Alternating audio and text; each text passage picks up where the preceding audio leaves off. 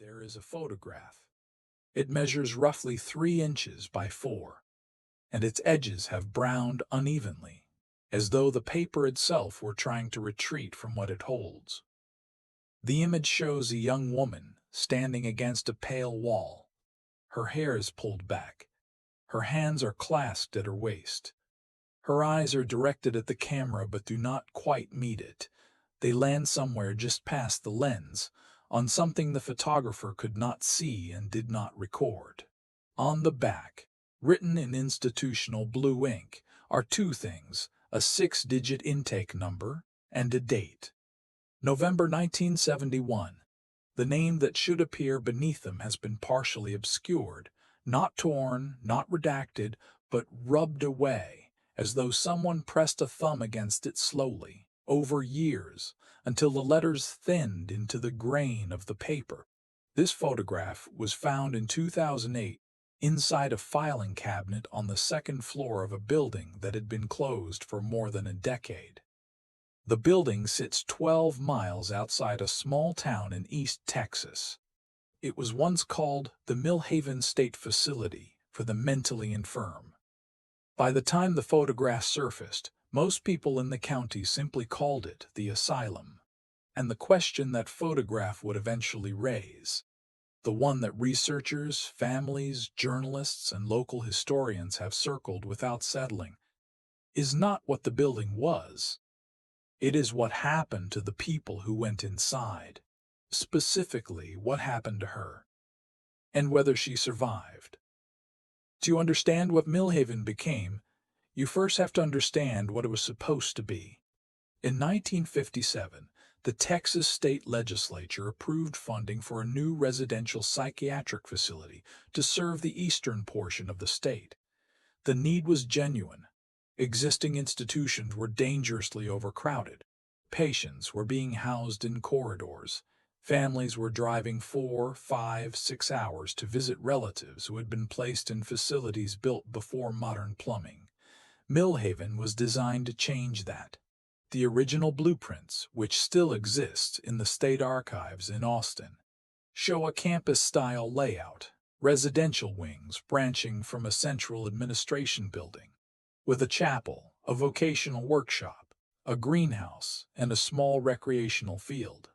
The architects described the design philosophy as therapeutic openness. Patients would have natural light. Walking paths would connect buildings.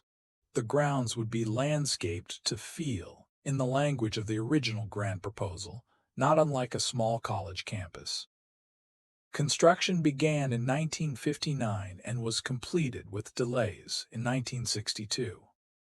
Millhaven opened its doors that September. The first patients arrived by state transport van. Most were transfers from larger, more strained facilities farther west. Among them were individuals diagnosed with what the records variably call schizophrenia, manic depression, involuntary commitment for behavioral disturbance, and in several cases, no clear diagnosis at all, just a judge's signature and a family's request. For the first several years, Millhaven operated within the range of normalcy for a mid-century Texas psychiatric institution. Staff were hired from the surrounding county. A superintendent named Dr. Leonard Garrick oversaw operations with a management style that former employees later described as distant but not unkind. There were seasonal events: a 4th of July picnic, a Christmas concert performed by patients in the vocational wing. Annual reports filed with the state describe a facility running near capacity but within acceptable parameters. Incident reports from this period are sparse and routine. A patient who wandered off grounds and was found at a gas station 2 miles east. A plumbing failure in Ward C. A staffing shortage during a flu season. Nothing in these early documents suggests what the building would later be accused of holding. But institutions are not static. They change the way rivers change. Slowly, then suddenly, and usually because something upstream shifted without anyone downstream noticing. At Millhaven, the first upstream shift came in 1966, when the state reduced per-patient funding by 11% across all residential psychiatric facilities. The cuts were framed as efficiency measures. At Millhaven, they meant fewer night shift attendants, reduced food service contracts, and the quiet elimination of the greenhouse program. The walking paths were no longer maintained. The vocational workshop continued, but its output, wooden birdhouses, leather belts, small ceramic figures, was no longer sold at the annual county fair. The objects simply accumulated in storage rooms. A second shift came in 1968, when Dr. Garrick retired and was replaced by a new superintendent, Dr. Harold Mund. Mund had previously served at a facility in West Texas that had been cited twice for procedural violations. His appointment was not contested. His management philosophy, according to a former charge nurse who spoke to a regional newspaper in 1994, could be summarized in a single phrase he repeated at staff meetings. Containment is care.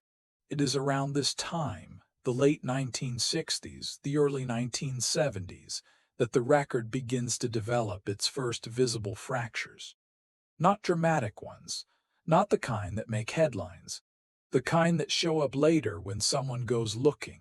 Annual reports become shorter. Incident logs become more formulaic, as though copied from a template. Staffing records list names that do not appear on payroll documents. Discharge summaries grow vague. And patient census numbers, which had been reported consistently since 1962, begin to fluctuate in ways that do not correspond to known admissions or transfers. In 1970, the facility reported 312 patients. In 1971, the number drops to 288. In 1972, it rises again to 307. These shifts are not impossible. Patients were admitted and discharged regularly. But when a graduate student named Corinne Whitfield attempted to reconcile the numbers in 2003, she found that the math did not hold. Patients were leaving the count without corresponding discharge records. They were not listed as transferred. They were not listed as deceased. They simply stopped appearing. This is the landscape into which the woman in the photograph arrived. Her intake date, November 1971, places her at Millhaven during the period of Dr. Mund's administration, during the funding contractions. During the years when the facility's documentation began to thin. She was, according to the partial records that survived, young, likely in her early 20s. The intake form, which Corinne Whitfield later obtained through a public records request, lists the reason for admission as acute behavioral disturbance, familial petition. In the language of that era, this could mean almost anything. It could mean psychosis. It could mean a young woman who had defied her family in a way the family could not tolerate. It could mean an inconvenient pregnancy, an unapproved relationship, a public episode that embarrassed someone with enough authority to sign a committal order. The form does not clarify. It gives her height, her weight, her eye color, and a case number. And then, for several months, the record continues. Medication logs show her receiving chlorpromazine. Ward assignment notes place her in the women's long-term residential wing. A brief clinical note from February 1972 describes her as subdued, compliant, uncommunicative. And then, in March of that same year, her case file simply stops.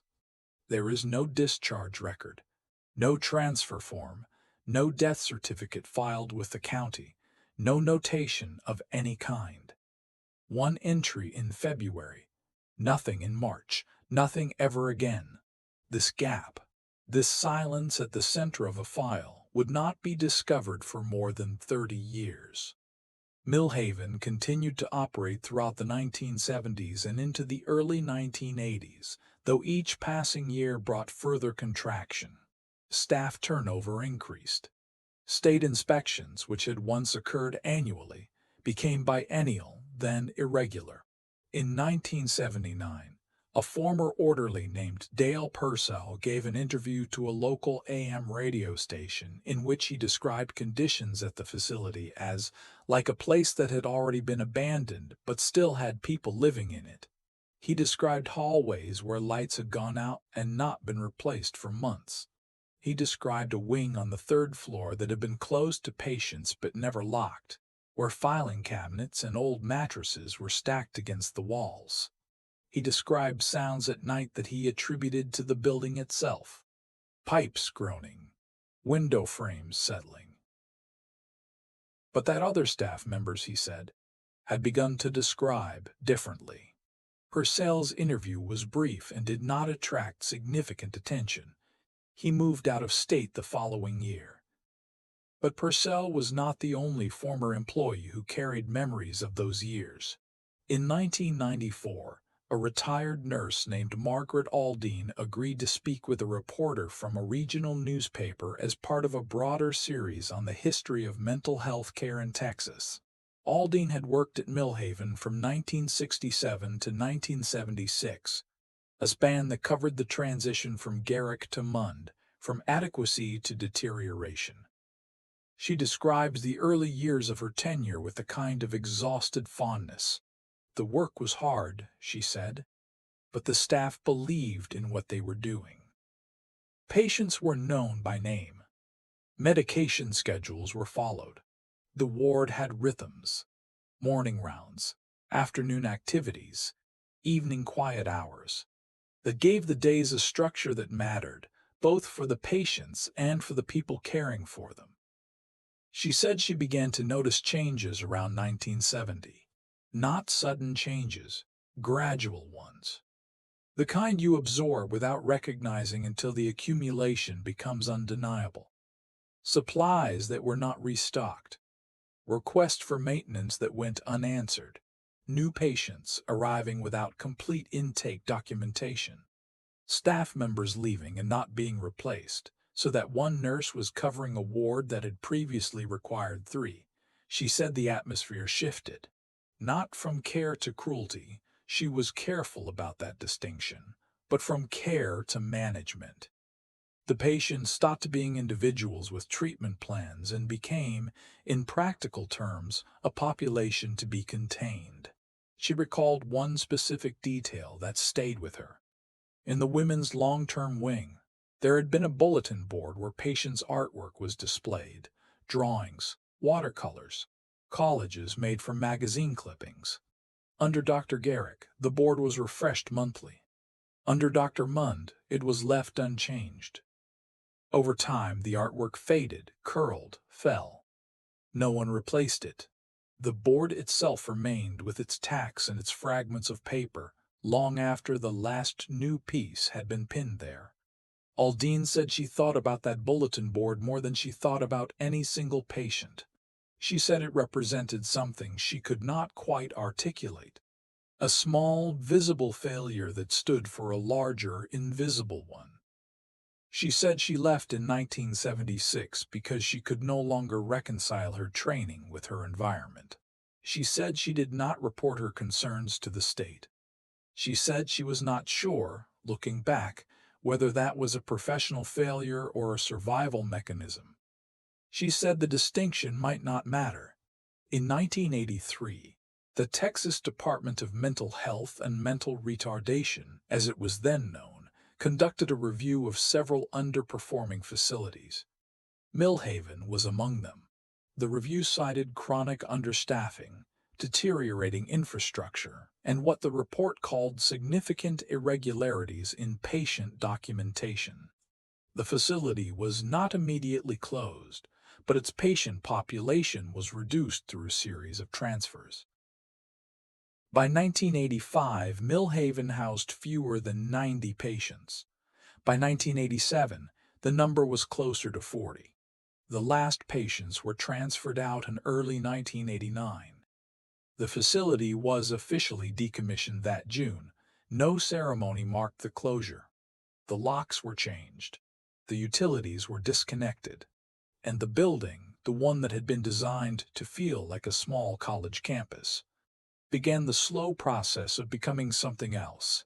something that belonged, incrementally, to weather, to vegetation, to silence, and eventually, to the stories that would grow in that silence like roots through concrete. For nearly a decade after its closure, Millhaven sat undisturbed. The county maintained nominal ownership of the land, but no plans were made for redevelopment. The buildings deteriorated in the way that large institutional structures do when they are no longer inhabited. Paint peeling in long vertical strips, ceiling tiles sagging and falling, water pooling on floors that had once been waxed weekly. Trees that had been planted as part of the original therapeutic landscape grew unchecked, pressing against windows, lifting sections of walkway. The chapel roof developed a hole that widened each winter. Animals moved in, birds, raccoons, feral cats. The vocational workshop, with its remaining inventory of ceramic figures and wooden birdhouses, became a kind of unintended museum of institutional purpose, its objects slowly covered in dust and mold and the particular amber light that enters buildings through dirty glass. Local teenagers discovered the property, of course. They always do. By the mid-1990s, Millhaven had become a destination for weekend trespassers. Groups of high school students who would drive out on Friday nights, climb through a broken window on the east side of the administration building, and walk the halls with flashlights. Most of these visits were unremarkable. The thrill was architectural. The appeal was the same one that draws people to any ruin, the visible evidence of something that was once maintained and is now dissolving. But not all visits were unremarkable. And the stories that came out of those visits are where the second history of Millhaven begins. The one that has nothing to do with blueprints or funding cycles or state reviews, and everything to do with what people feel when they stand inside a building that once held people against their will. The earliest account that can be dated with any confidence comes from 1996. A group of 4 teenagers entered the facility on a Saturday night in October. One of them, a 17-year-old named Jessica Rourke, later described the experience in a written statement she gave to a local paranormal research group in 2001. She described the usual things: broken glass, graffiti, the smell of mildew and animal waste. But she also described something else. On the second floor of the women's residential wing, she said, the group heard what sounded like a door closing. Not slamming. Closing. Gently, deliberately. The way a person closes a door when they do not want to be heard. They stopped. They listened. The sound did not repeat. They moved on. But farther down the hallway, Jessica said, she saw something she could not explain. In one of the patient rooms, a room with a rusted bed frame and a window that had not yet been broken, she saw what she described as a figure standing near the far wall, not moving, not looking at her, simply standing, with its back to the door, as though facing the window. She said the figure appeared to be a woman. She said it was there for 2, perhaps 3 seconds, and then it was not.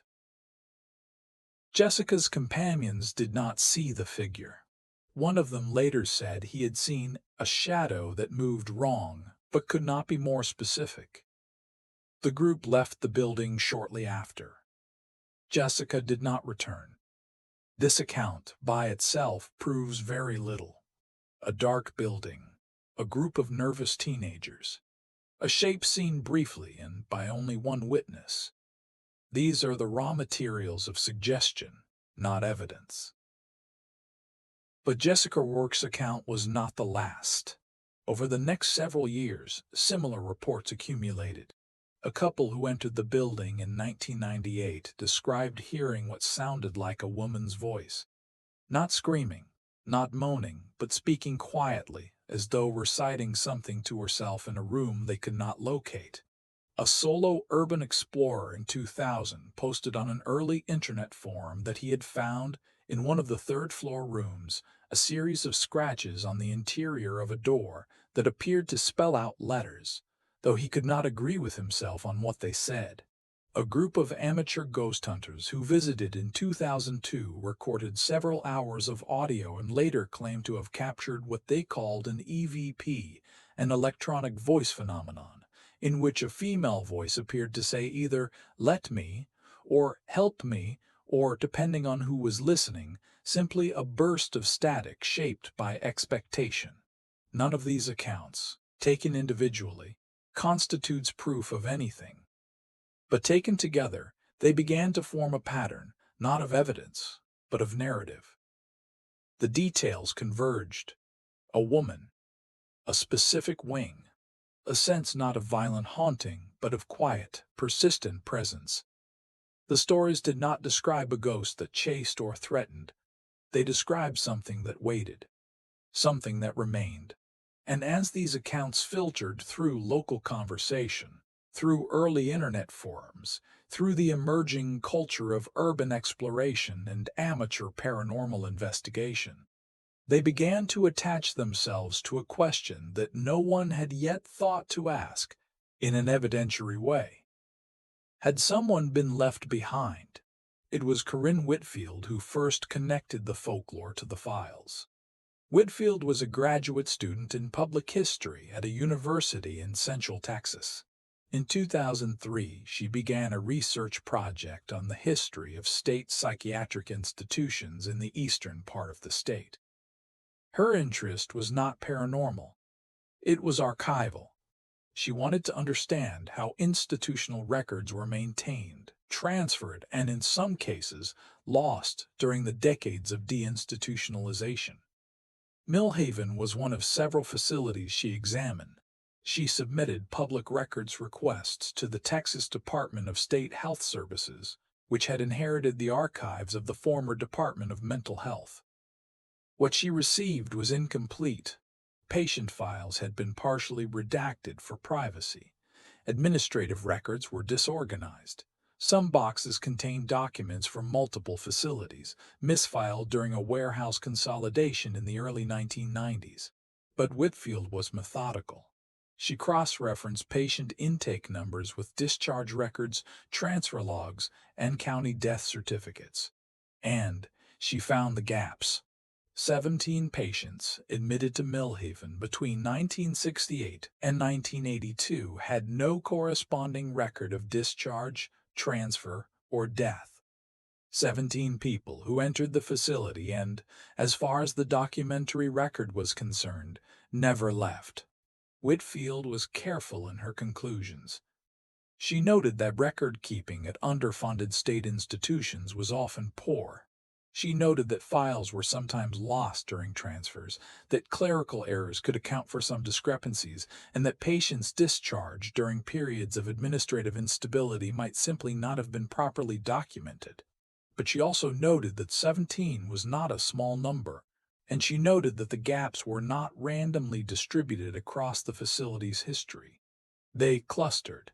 14 of the 17 missing records fell within the years 1969 to 1975, the period of deepest funding cuts, the period of Dr. Munn's administration, the period when annual reports grew thin and incident logs grew formulaic. The woman in the photograph was among the 17. Whitfield's research did not receive wide attention when it was first completed. Her thesis was filed with her university's library. A summary was published in a small regional history journal. But in 2006, a reporter for a weekly newspaper in the nearest sizable city, a paper that covered 3 counties and ran primarily on local advertising, read Whitfield's summary and contacted her. The resulting article, published under the headline "Lost Patients of Millhaven," ran in 2 installments. It was the first time the story of the missing records reached a public audience beyond academia. The response was immediate and, for the newspaper, unprecedented. Letters arrived. Phone calls came. Some were from former employees of the facility. Orderlies, kitchen staff, a nurse who had worked the night shift in the early 1970s. Some were from family members of former patients who had long wondered what had happened to relatives committed years before. and some were from people who had visited the abandoned building and wanted to know if what they had experienced there was connected to what the records suggested. The reporter, a woman named Linda Mallory, followed up on as many leads as she could. What she found did not resolve the mystery. It deepened it. A former orderly, who agreed to speak only on condition of anonymity, told Mallory that during his time at the facility, 1971 to 1974, he had witnessed what he called quiet removals. He described patients being moved from their rooms at night, sometimes in the company of staff he did not recognize.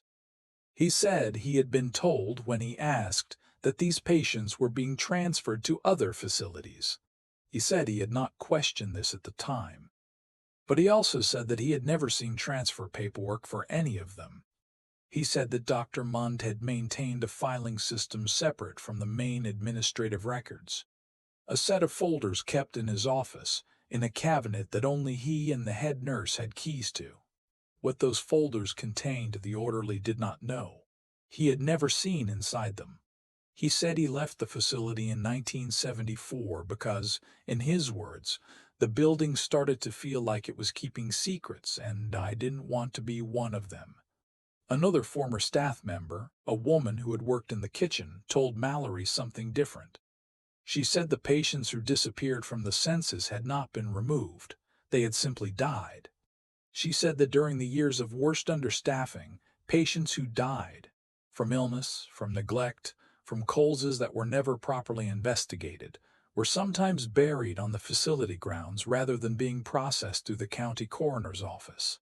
She said there was an area behind the vocational workshop, near a stand of pine trees, where the soil had been disturbed in a pattern that did not correspond to any landscaping plan.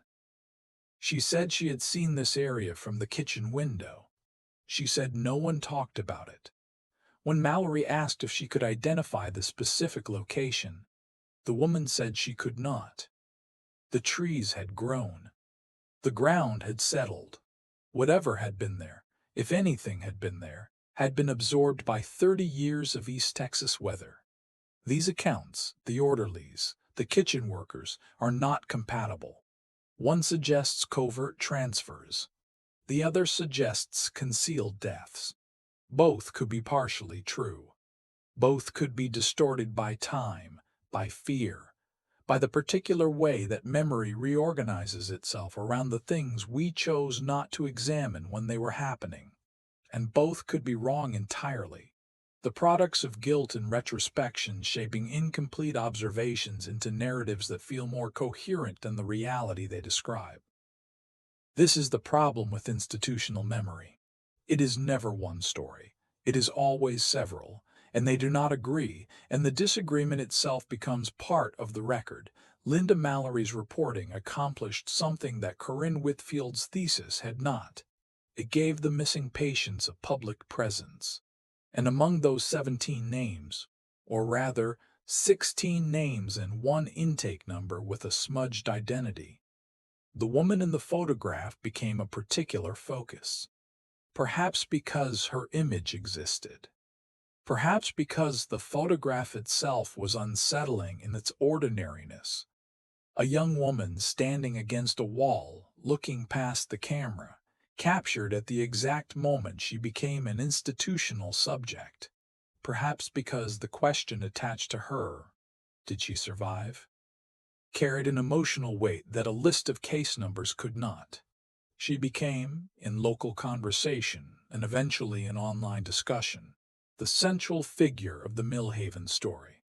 Not because she was necessarily the most significant of the missing patients, but because she was the most visible. And visibility in cases like this often functions as a substitute for understanding. By 2009, the story had migrated from local newspaper coverage to the internet. A blog dedicated to urban exploration in the American South published a long post about Millhaven that included photographs of the deteriorating buildings, transcriptions of the paranormal reports, and a summary of Whitfield's research. The post was shared widely. It was translated inaccurately into several languages. Within months, Millhaven had become a fixture on lists of most haunted places in Texas. YouTube videos appeared. Shaky footage of flashlight-lit hallways, whispered narration, dramatic music laid over images of peeling paint and broken furniture. Some of these videos repeated the facts of Whitfield's research with reasonable accuracy, others embellished freely. In one widely viewed video, the narrator claimed that the woman in the photograph had been a young mother whose child was taken from her before she was locked away forever. There is no evidence for this claim. In another, a paranormal investigator stated that he had communicated with the spirit of a young woman in the second-floor hallway who had told him her name. The name he gave did not match any patient in the surviving records. This is the point in a case like this where the original events and the stories about those events begin to separate.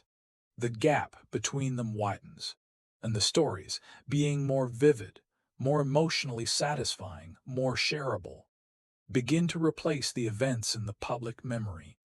The woman in the photograph was no longer a specific person with an intake number and a vanished file.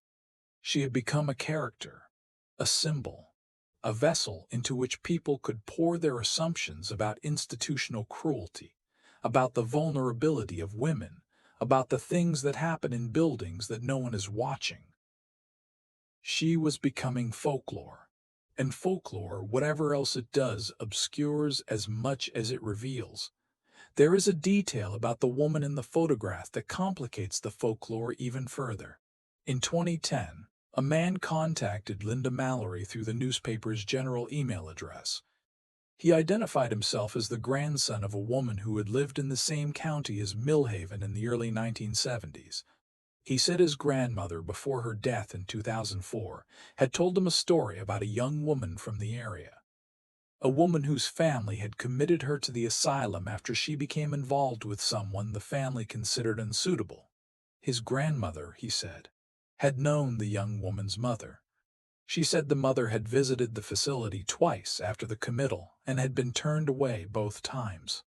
She said the mother had died in 1978 without ever learning what had happened to her daughter. The man said he did not know whether the young woman his grandmother described was the same person as the woman in the photograph. He said the physical description was similar: young, dark hair, slight build, but that these details were common enough to be coincidental. He said he was writing because the photograph had reminded his grandmother's story to him, and he wanted someone to know. Mallory published a brief follow-up item that referenced the contact without identifying the man. She noted that she had been unable to verify the account independently. The man did not write again.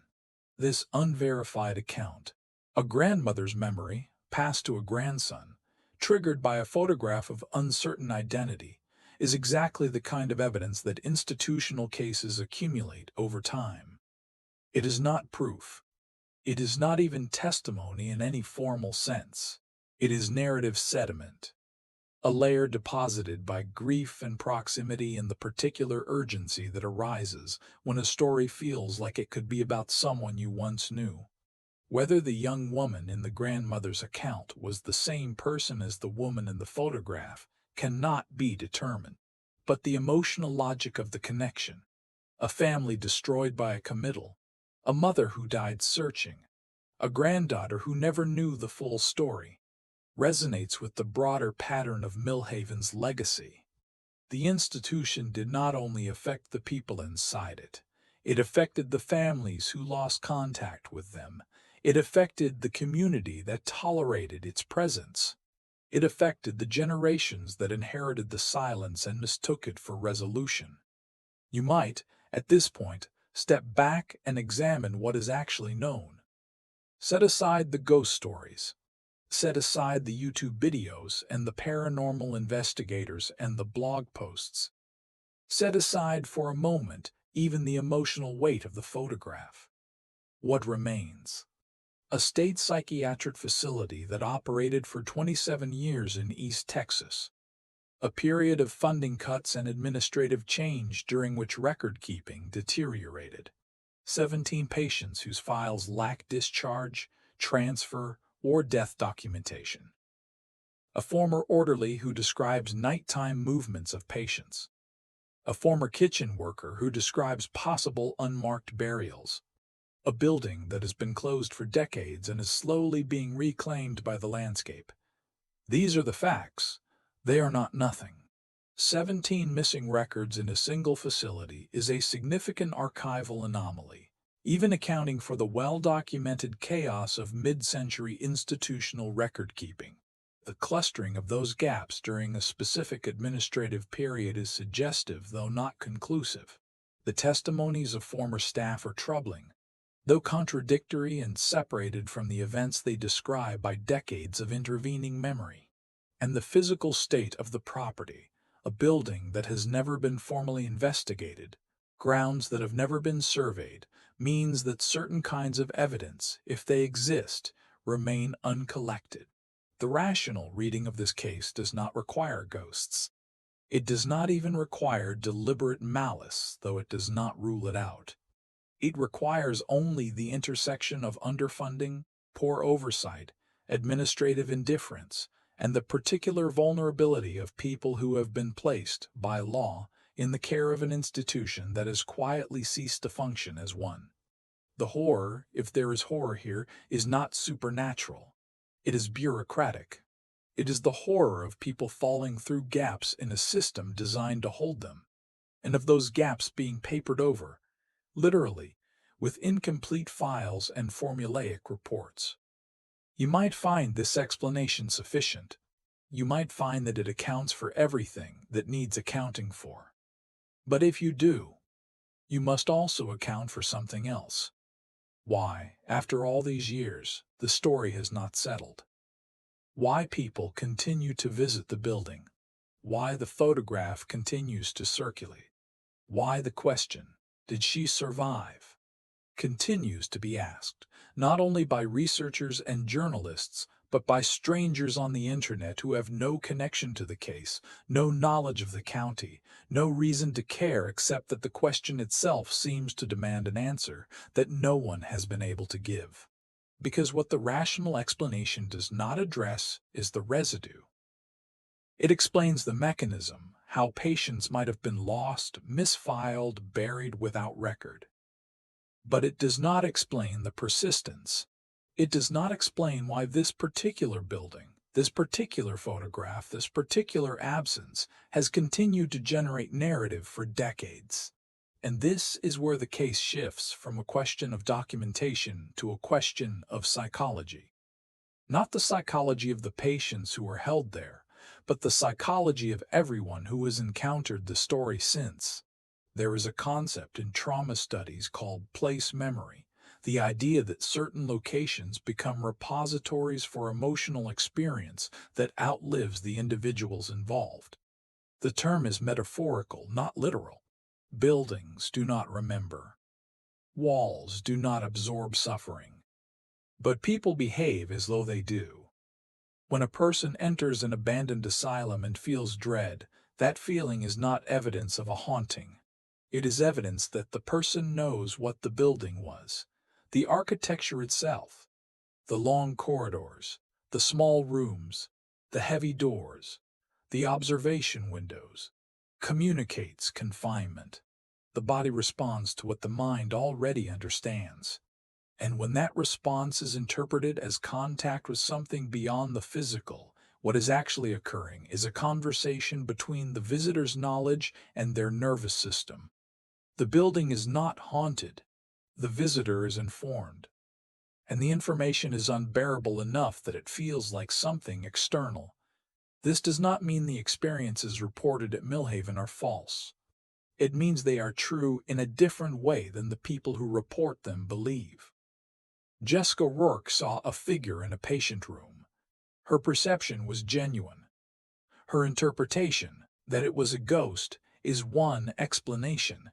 Another is that she saw a shadow, a reflection, a visual artifact produced by a flashlight in the dark room filled with objects that cast irregular shapes, and that her mind, primed by the setting and the knowledge of what the building had been, organized that artifact into the most emotionally coherent form available, a woman standing by a window.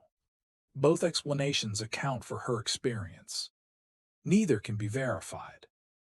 And the impossibility of verification is itself part of why the story persists. It cannot be closed. It can only be retold.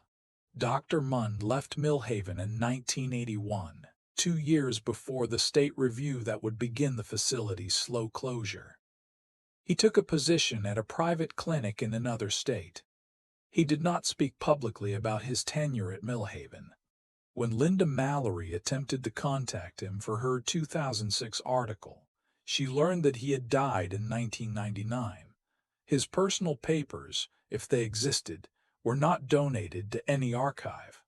The filing cabinet that the former orderly had described, the one in Mund's office, the one with the separate set of folders, was never located. When the facility was decommissioned in 1989, its contents were handled by a state liquidation contractor. Equipment was sold or scrapped. Files were boxed and transported to a central warehouse. Some of those boxes were later transferred to the state archives. Others were not. What happened to them is not recorded. The absence is not proof of destruction. It is not proof of cover-up. It is simply absence, the kind that accumulates in any system that does not value its own records, that treats documentation as an afterthought rather than an obligation. But absence, in a case like this, does not remain neutral. It becomes a space into which meaning flows, and the meaning that has flowed into the gaps at Millhaven is the meaning of concealment. The presumption, shared by researchers and ghost hunters alike, is that the missing records are not missing by accident. They are missing because someone wanted them to be missing. Whether this is true cannot be determined from the available evidence. But the belief that it is true has become, in practical terms, more influential than any evidence could be. In 2011, the county government briefly considered demolishing the Millhaven buildings. The structures had deteriorated to the point of being genuinely dangerous. Floors had collapsed in several areas, the chapel roof had fallen in entirely, and there were concerns about asbestos in the older sections of the facility. A demolition proposal was drafted and presented to the county commissioners. It was rejected. The reasons given were financial, demolition would be expensive, and the county had other priorities. But several people who attended the commissioners' meeting reported that the discussion had touched on other concerns as well. A local historical society had submitted a letter requesting that the buildings be preserved as a site of historical significance. A group of residents had circulated a petition arguing that demolition would constitute the destruction of evidence in what they called an unresolved case of institutional abuse. And a county commissioner, speaking off the record to a reporter, said something that captured the particular difficulty of the situation. "You can't tear that place down. Too many people needed to be there." That statement, "too many people needed to be there," may be the most revealing single sentence spoken about Millhaven. It acknowledges, without fully articulating, the function that the abandoned building serves.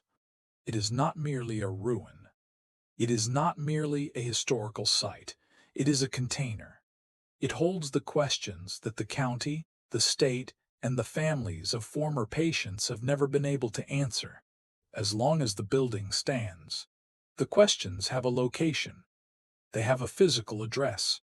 They can be visited. They can be photographed. They can be investigated, even if the investigation produces nothing definitive. The building gives the uncertainty a body, and demolishing it would not resolve the uncertainty.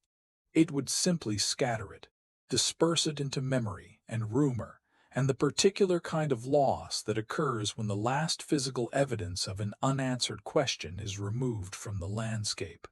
The families of the missing patients, at least the families that could be identified, were contacted at various points during the years of reporting and research.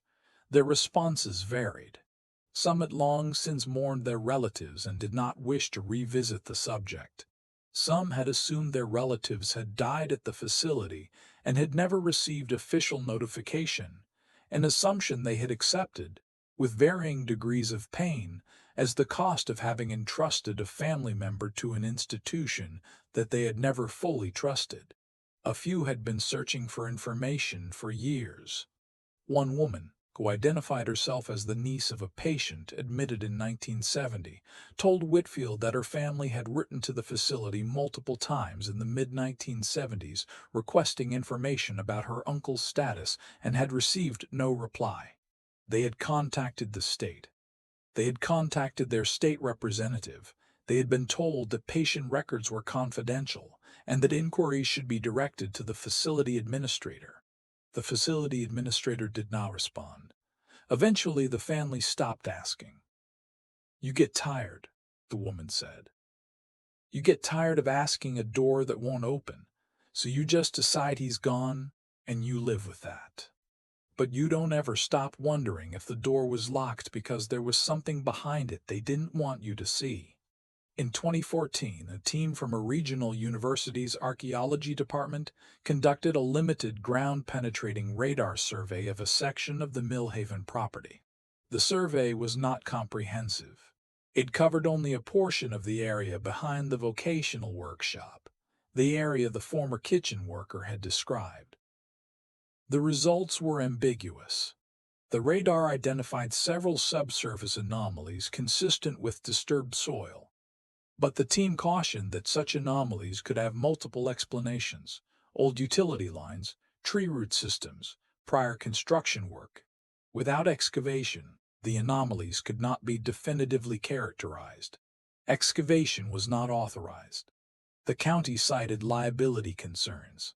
The state cited jurisdictional complexity. The survey results were published in a technical report that circulated among researchers but did not reach a wide public audience.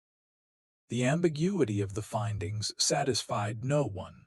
Those who believed that patients had been buried on the ground saw the anomalies as confirmation. Those who were skeptical noted that the results were inconclusive by the researchers' own assessment.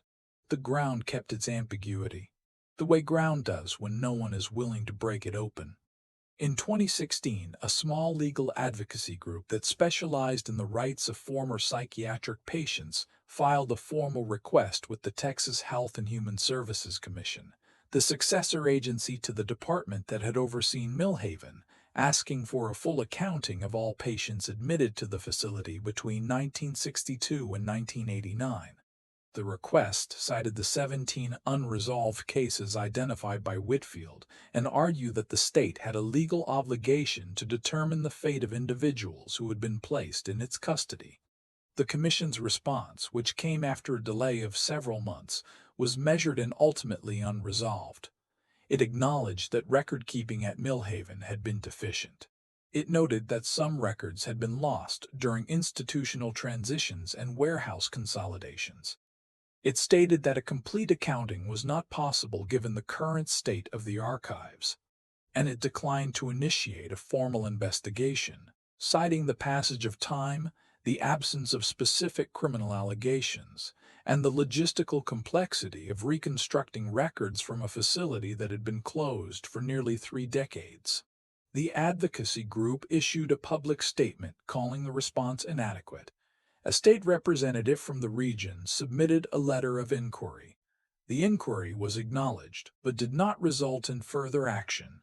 The matter was not raised again in any official capacity.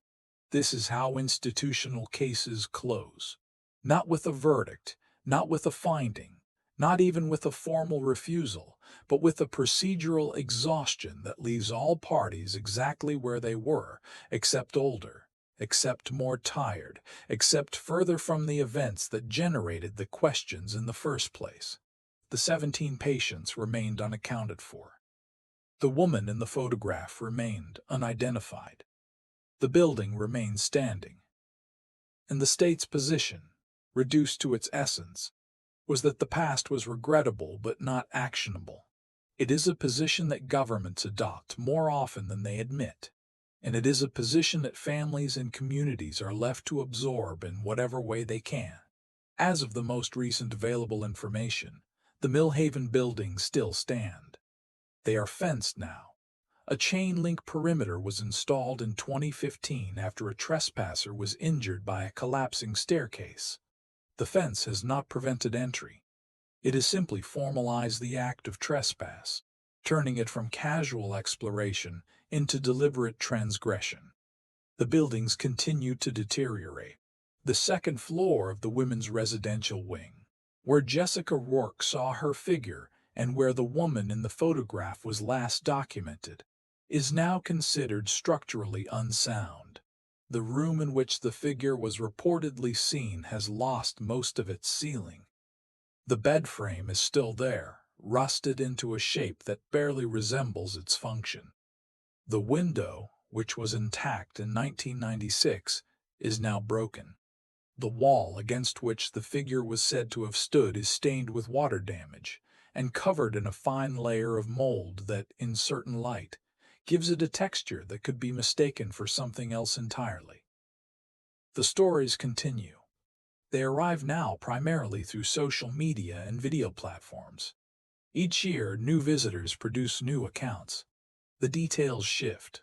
The figure is sometimes described as standing, sometimes sitting, sometimes walking slowly down the hallway. The voice is sometimes a whisper, sometimes a hum, sometimes a single repeated word that the listener can almost but not quite identify. The emotional register of the accounts has changed too. Early reports described fear. More recent accounts tend to describe sadness, a pervasive, ambient sadness that visitors say they feel upon entering the building. A sadness that does not attach to any specific stimulus, but seems to emanate from the structure itself, as though the building were grieving. Whether this represents a genuine shift in the quality of the experience, or simply a shift in the cultural vocabulary available to describe it, is impossible to determine. The language of haunting changes. The places remain. Corinne Whitfield, who first identified the gaps in the patient records, completed her graduate work and went on to a career in public archival work. In a 2018 interview with a podcast focused on institutional history, she reflected on her time researching Millhaven. She said she had never visited the building. She said she had no interest in ghost stories. She said that what disturbed her about the case was not the possibility that something supernatural had occurred, but the certainty that something institutional had. 17 people entered a facility run by the state of Texas, and there is no official record of what happened to them afterward, she said. That's not a ghost story. That's a governance failure. And the fact that we've turned it into a ghost story, that the only way this case gets public attention is if people think the building is haunted, that tells you something about how we process institutional harm. We can't face it as a system. We can only face it as a story, and the story has to have a ghost, because a ghost is easier to confront than a filing cabinet with missing folders. This observation, that the haunting is easier to engage with than the history, sits at the center of everything Millhaven has become. The building is haunted, in the sense that it is inhabited by unresolved questions. The woman in the photograph is a ghost, in the sense that she is a presence defined entirely by absence. The case is unsettled, in the sense that no authority has been willing or able to settle it. And the story endures, not because it is true in the way that ghost stories claim to be true, but because it is true in the way that unfinished grief is true.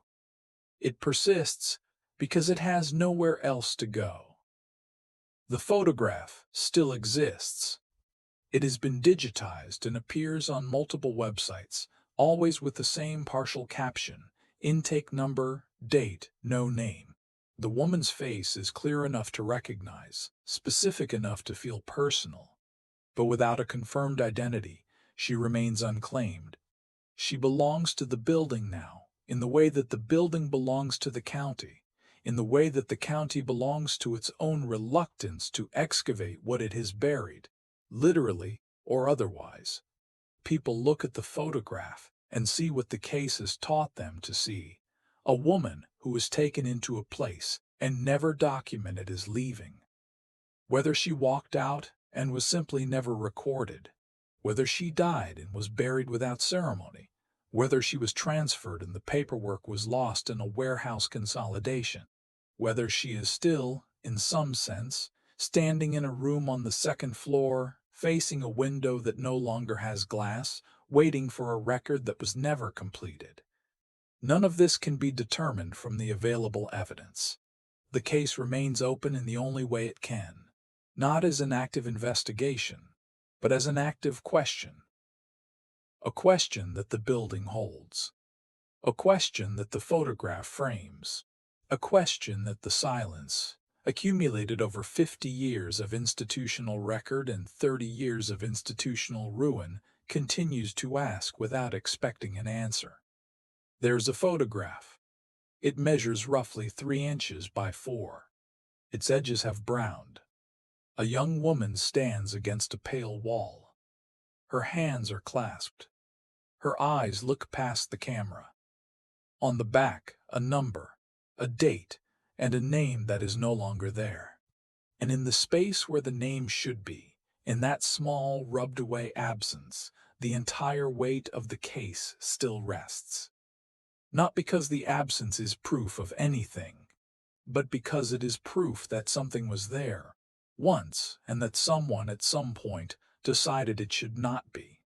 The door to that room, if it still hangs on its hinges, closes the way all such doors close, quietly, without witness, and with the particular finality of things that were never properly opened in the first place.